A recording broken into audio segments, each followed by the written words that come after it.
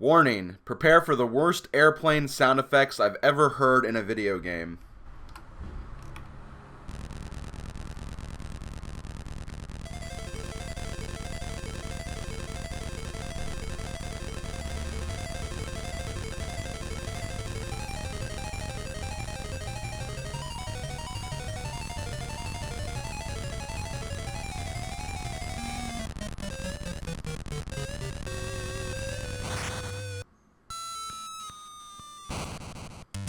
Oh, this is a story all about how Wario ended his life.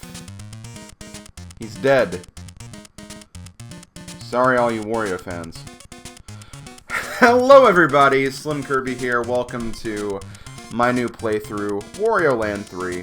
A lot of people have actually been really looking forward to this. Honestly, I feel like this is the playthrough that's been like the most requested in like the last 2 years. Maybe not, maybe after Mario Party DS, but still, like, it was really strange to find that a lot of people really love this game, and they were really excited about me getting to this game at some point. So I didn't really have anything else planned, and I was thinking about doing this game soon, so I figured, you know what, I'll go ahead and tackle this game. This is a game I've not actually played a lot of. I've only had one complete playthrough, and that was earlier this year when I first did the game for Retro Achievements. So definitely really interested in playing this game for you guys. It's a really interesting game. But let's go ahead and get right into it. I'll get into the specifics as we go here. So Wario was flying around because that's just something he does, I guess, and he crashed his plane. Or his plane malfunctioned or something, and now he's on this weird island with this weird cave. He goes inside the cave and he sees something interesting, something that looks like treasure. So naturally, he's going to do his greedy-ass Wario thing, and, well, basically he's going to get sucked into this little music box. And that is how the plot of Wario Land 3 begins. So here he is, sleeping on the job when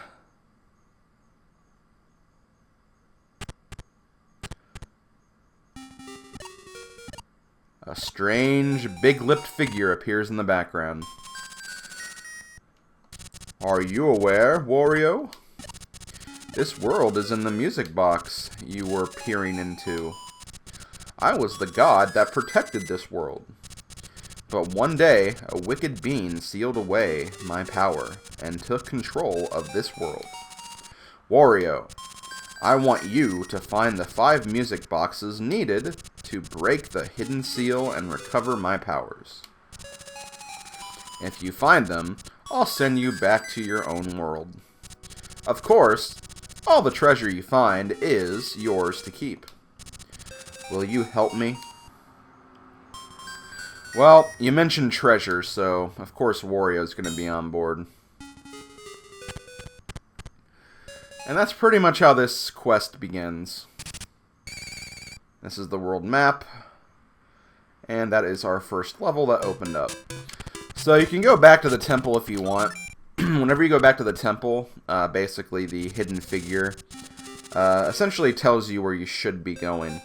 And this is actually going to be very important later on. I'll get into why when it's actually applicable. But yeah, he's essentially the guide to keep you on track if you kind of forget what you're doing. So yeah, we're going to go to Out of the Woods. Now, Wario is actually, in my opinion, I feel like he's kind of weakened from Wario Land 2. That is because he kind of gets a case of Metroid syndrome, where he kind of forgets all of the different abilities that he had in other games. Like, I can't butt stomp, I can't pick up enemies, I just can only charge into them. And I can only break these blocks too, so Wario is considerably weakened in this game, at least starting out anyway. We'll definitely have to regain some of our abilities before we can do much. Like, Wario can't even swim in this game yet, so not really a lot we can do, unfortunately.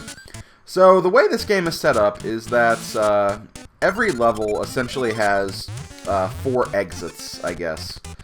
I say exits for lack of a better term. But basically there are 4 treasure chests, and each treasure chest is an ending of the level. And in the level there are 4 keys that correspond to each chest. The silver key, or it might be gray, I don't really know. It's kind of weird that silver would be the first one, especially when there's not even a gold or anything. But yeah, the silver key is generally the first one that you get. So we essentially got the first key, and now we got to find the first chest, basically. You get a lot of your abilities that you got from Wario Land 2. Here we have Fire Wario. And that's pretty much how the game works, though. You have to, well, I don't think you have to beat every single exit in every single level, but you'll definitely be finding most of them. For sure. That was a giant coin. Each level has 8 giant coins. In order to get 100%, though, you have to essentially collect all 8 coins in one run. However, I can't get all the coins because some of the coins are on the paths that take you to the other treasures. And we can't access some of those other paths until we get some other items and other power-ups first. So, essentially, I'm going to be trying to get all of the big coins during my last run of every level. So that's what I'm going to be doing for that. So we have our first treasure. We have an axe, or a hatchet, whatever you want to call it. And using this hatchet, we're going to cut some trees, and we're actually going to be able to access not 1, but 2 levels. We have N2, the Peaceful Village, and N3, the Vast Plain.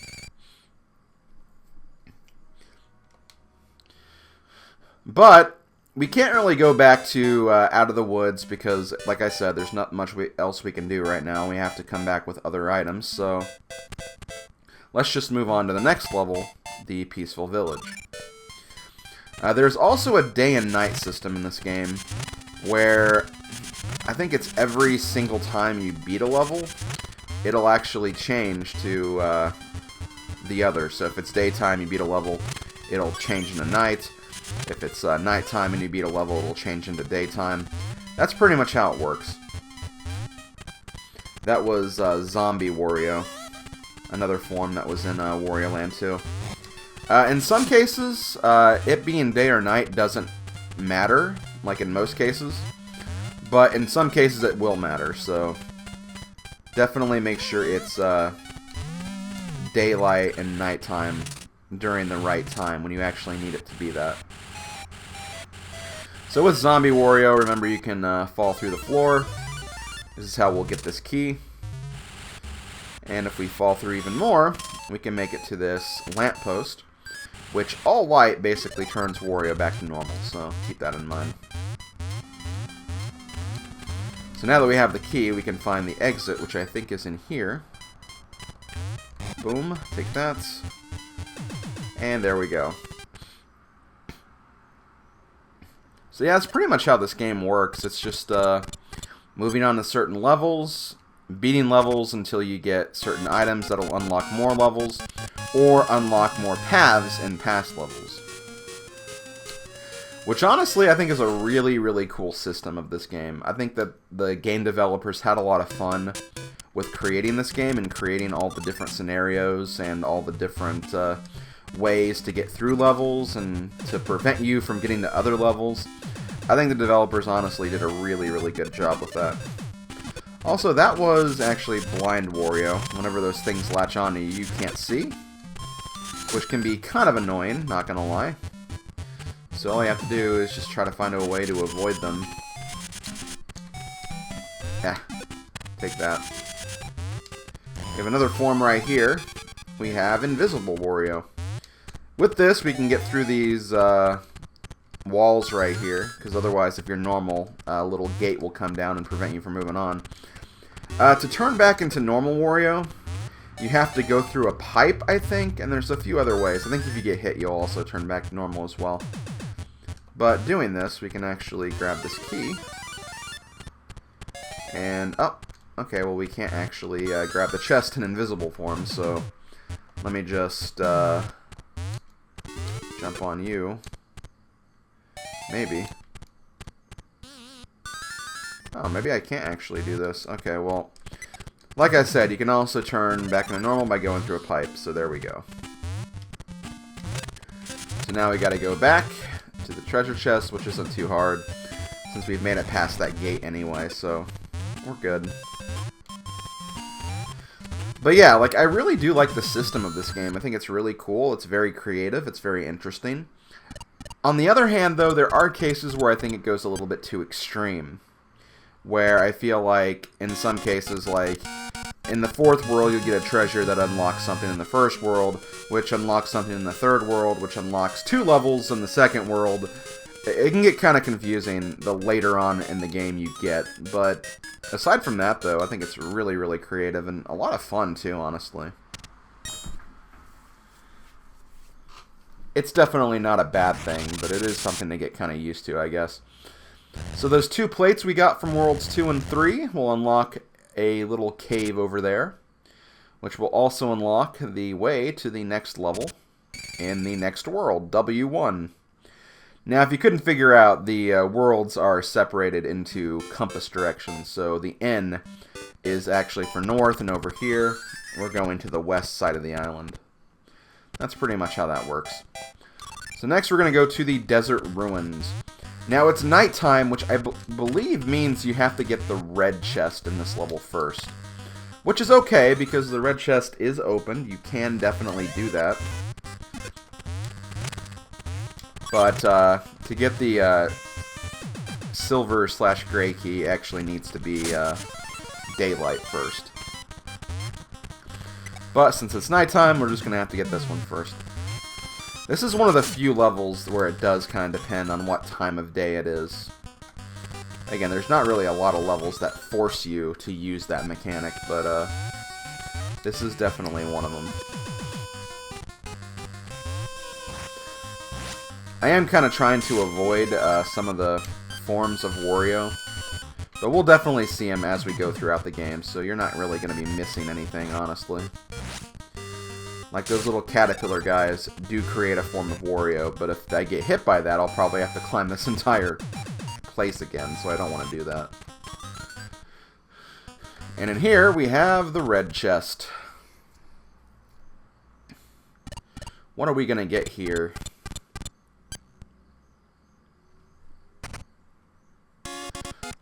Ooh, it's a piece of paper, I think. Some kind of sacred document, anyway. But once we actually beat the level, it'll turn daylight, so now we can go back to this level and get the other key. Ah! If we don't get grabbed by grabby hands, that's the one condition. Ah, take that. Woo! Awesome. Another thing I really don't like about this game is there's a lot of cases where you go through a room just to find out that you entered the chest room and not the key room, which means there's kind of an ugly bit of backtracking. I mean, it shouldn't be anything too big of a deal. I mean, a part of it's just me being picky, not really a game's fault. But there are some rooms that can be like really, really annoying to traverse through, and then just to go through all of that again is just kind of an feeling, if I'm being perfectly honest. Okay, so you want to watch out for these guys over here, because they turn you into Spring Wario. Which, Spring Wario is a pretty cool form, but it will essentially take me up through this room, and I don't want to redo all of that right now.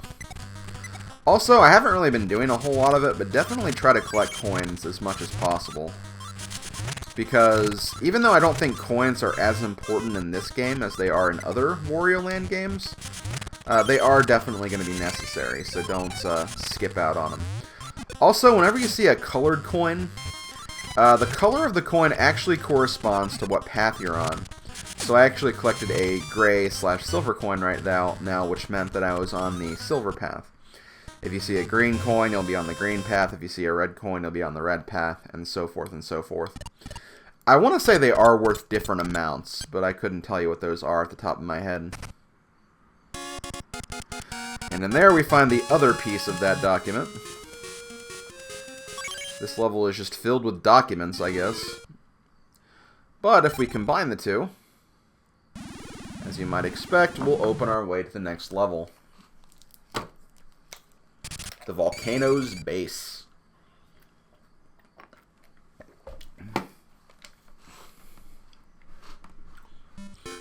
I will admit I did kind of a practice file before I started playing this.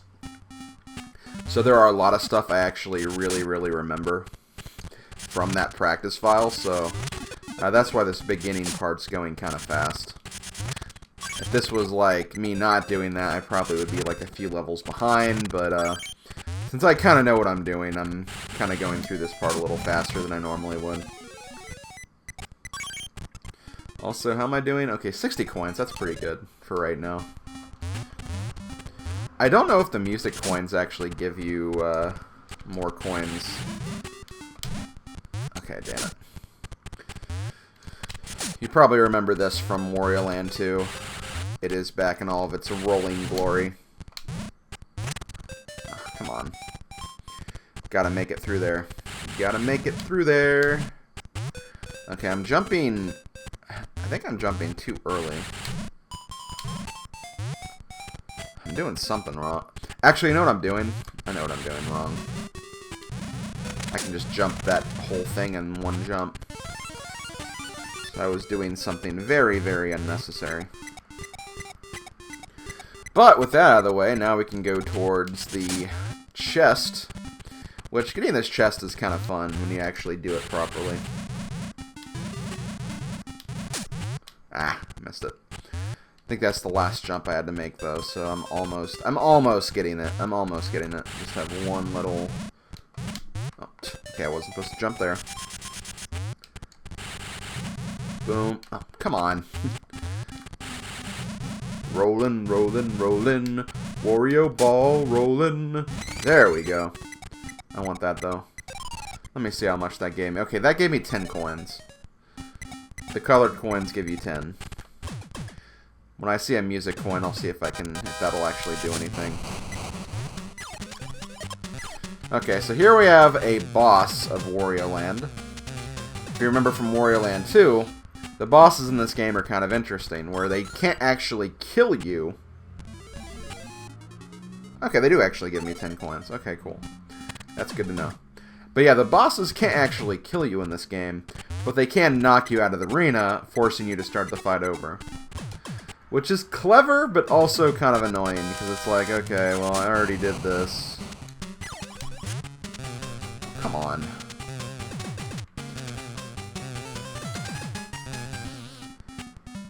But yeah, that's pretty much what you're doing here. And there's that chest right there. It's like, it's so close. Why can't I just grab it? Nope, you gotta beat the boss before you can get to it. Okay, so I know the first one. Boom. How'd I miss that? Okay.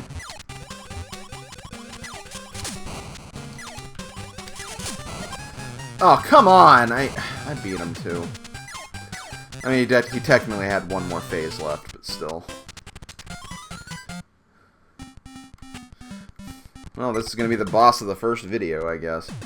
Not sure how long these videos are going to be. Obviously, they're going to be around my usual, like, 20 to 25 to 30... in the 20s video limit, as I normally try to put in my videos. But, you know, it's obviously going to end after I beat a level. That's essentially what I'm going to be trying to go for anyway.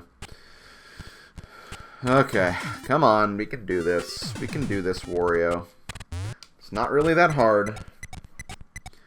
You just need to be a little patient here.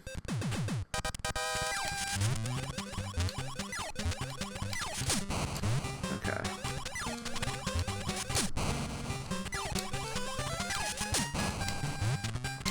And I think I just have to do this. There we go. See, I beat him that time. He wasn't that bad. And doing that, we can actually access this door now, which will allow us passage in here. So we can get the treasure and end the level.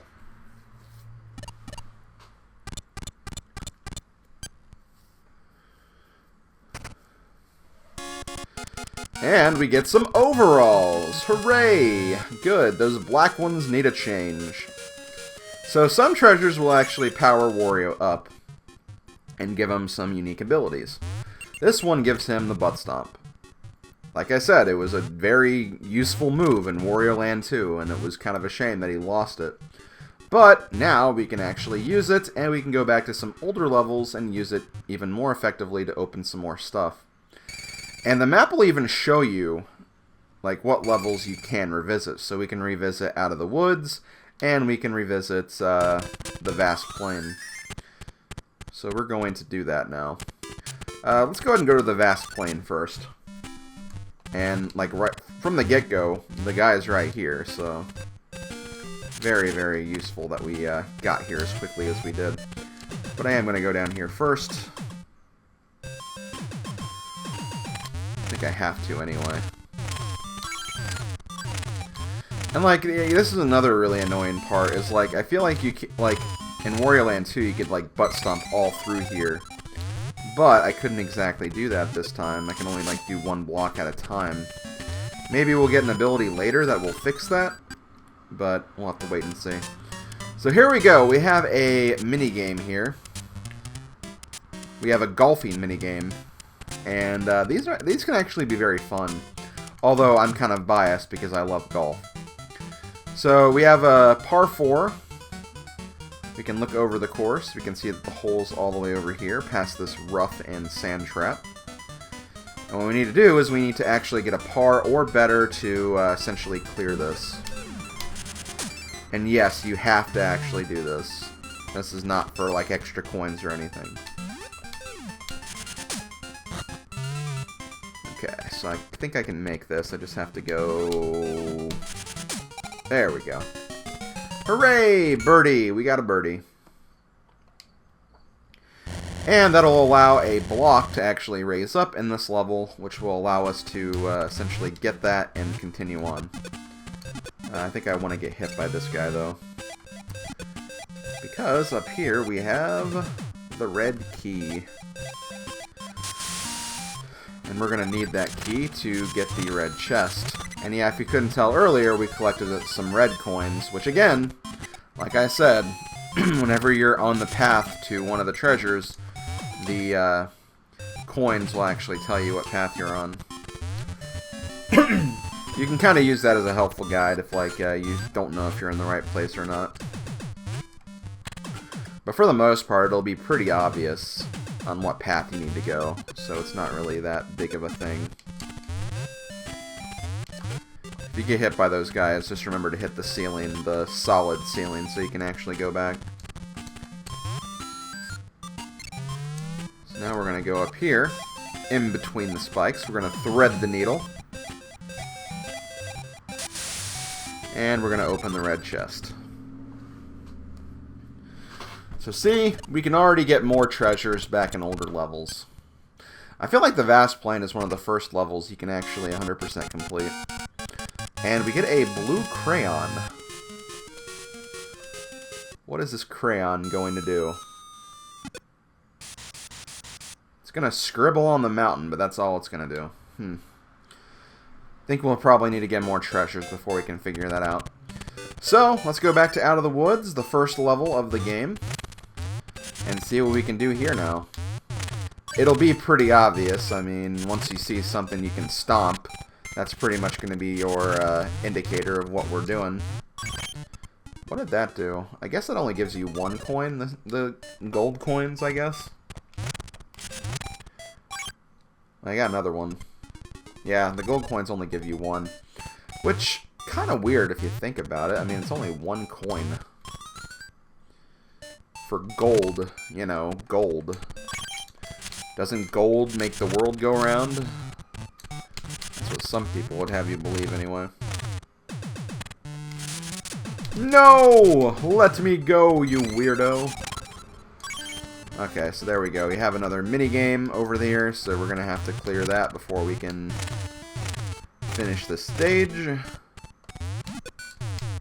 I don't know what this guy's here for. Here to make things difficult, I guess. You can collect some coins, I suppose. You don't have to.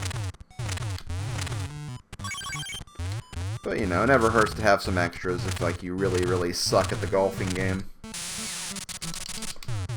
For me, I've been playing Mario Golf for so long that it's like, golfing's kind of second nature to me. Or golfing games, anyway. Which I know is kind of weird to say, because it's like, well, I mean, being good at golf and being good at golf minigames are two different things, and they definitely are. I love golf, both versions of golf, honestly. But I'm definitely way better at video game golf.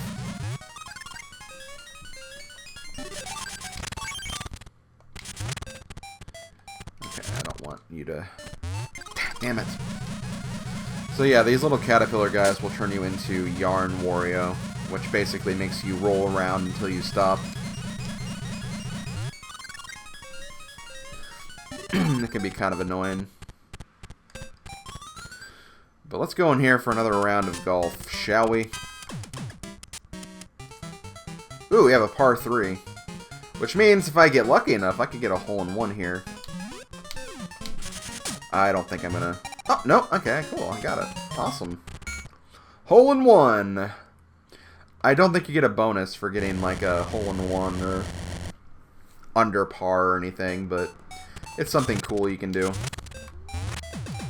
And honestly, shouldn't that be enough of a prize? The fact that it's cool. I think it is.